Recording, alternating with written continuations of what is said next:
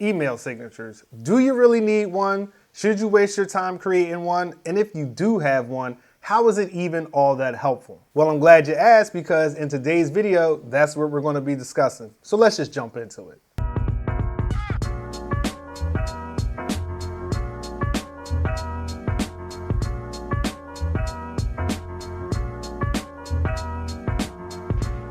What's going on, everybody? Welcome back to today's video. And if you're new here, my name is Jonathan Moore. I have a visual media company and I'm a creative entrepreneur. And I like to make videos like these for other creative entrepreneurs who are trying to build a life on their terms and get it how they live. So if that sounds like something that you're into, feel free on checking out some of the other videos on my channel and even consider subscribing. So today's video is another one of the personal branding series that I'm creating, especially for solopreneurs out there who want to make their company appear a little bit more legit and or bigger than others might initially have thought. Today's video, we're going to be talking about creating email signatures and why you would even want one and how you can use it. So with that being said, I'm going to go over 3 different things. First of all, how you go about creating your email signature. Second of all, why you would even want to have an email signature in the first place. And then last but not least, how you can use your email signature to your advantage. So first things first, let's talk about how you're going to go about creating your actual email signature. You're going to want to determine what you want in it for starters. That could be your social media sites, that could be your website, it could be your phone number, it could maybe be certain links to certain projects that you want people to check out. Regardless of whatever it is and whatever it is that you want it to say, you're going to have to determine what you actually want in your email signature. Now, once you have that all determined, or if you have it designed, at that point in time, you're going to go into the settings portion of your email. You probably have to maybe look up a few tutorials online, but you'll figure out how you can actually start to input your signature into your email service provider. The next thing is, why would you even want to have an email signature? Now, it's one of those things that seem pretty minute and it doesn't seem like that big of a deal. Well, remember, like I said, this video series is about small psychological tricks that you can use for others to perceive you as a bit more legit or even more established than you actually may be. Having an email signature is a great way to continue to brand yourself, your product, and your services. One of the ways you can do this is by having an email signature design,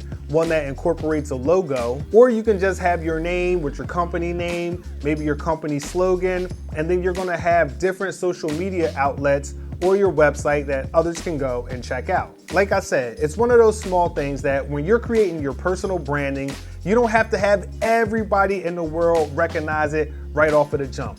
All you really need is the people in your network to recognize it when they see it. And for some reason, when you see somebody send you an email and they have an email signature at the bottom of it, even though it may not seem like earth-shattering, it just makes them appear a little bit more legit than just, somebody out there doing whatever they're doing. So with all of that being said, let's talk about how you can use your email signature.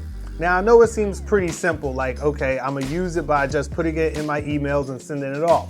And that's true. But one of the great things that I found as a tool for having an email signature is networking and following up. See, when you're out networking, a lot of times people will ask you, do you have a business card? Or if somebody learns about your business, they'll be like, hey, do you have a card? Now, I myself don't use business cards. I know a lot of people do, and then sometimes when people are like, oh, you don't have a card, it seems so disappointing. But the reality is that if you want to do business with somebody, you're going to do business with them.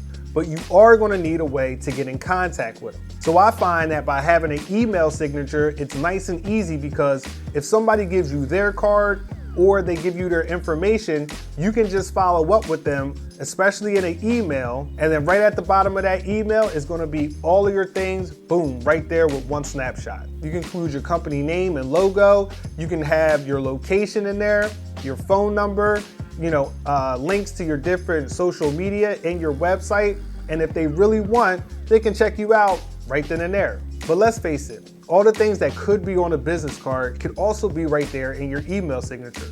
So if anybody ever wanted to follow up with you, they would have all your information right there. And if you have clickable links, bada bing, bada boom, you're off and running. So that's it for today's video.